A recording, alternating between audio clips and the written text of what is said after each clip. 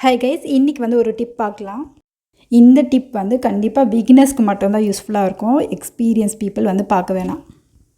நீங்கள் வந்து புதுசாக கற்றுக்கிறவங்களா இருந்தால் இந்த மாதிரி கேன்வாஸ் வச்சு வந்து நெக் ஃபினிஷ் பண்ணுவீங்க இல்லையா?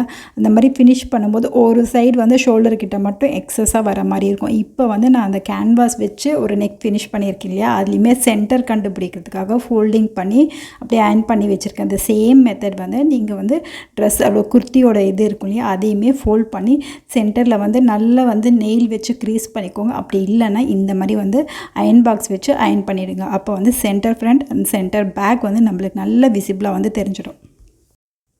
இப்போ வந்து இதை நான் ஓப்பன் பண்ணி காட்டுறேன்.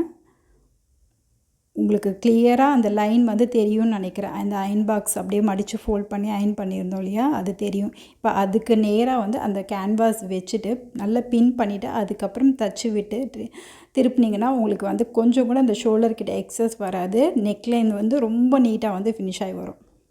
அந்த கேன்வாஸ் நெக் ஃபினிஷ் பண்ணியிருக்கு இல்லையா? அதோட க்ரீஸ் அந்த சென்டர் க்ரீஸ் லைனும் ட்ரெஸ்ஸில் இருக்கிற க்ரீஸ் லைனும் மேட்ச் ஆகிற மாதிரி வச்சுட்டு அதுக்கப்புறம் பின் பண்ணி தச்சு விட்டுக்கோங்க. இப்போ ஸ்டிச் பண்ணி நான் வந்து திருப்பி விட்டுட்டேன். இப்போ அந்த ஃபோல்டிங் லைன்ஸ் ரெண்டுமே வந்து மேட்ச் ஆகுது. நம்மளுக்கு ஷோல்டர்கிட்டேயுமே வந்து எந்த எக்ஸ்ட்ராஸுமே வந்து வரலை. நீங்கள் ஃப்ரண்ட் அண்ட் பேக் ரெண்டுமே திருப்பி பார்த்தாலும் நம்மளுக்கு ஈவனாக வந்து இருக்கு இல்லையா? இந்த டிப் வந்து கண்டிப்பாக பிகினர்ஸ் ட்ரை பண்ணி பாருங்கள்.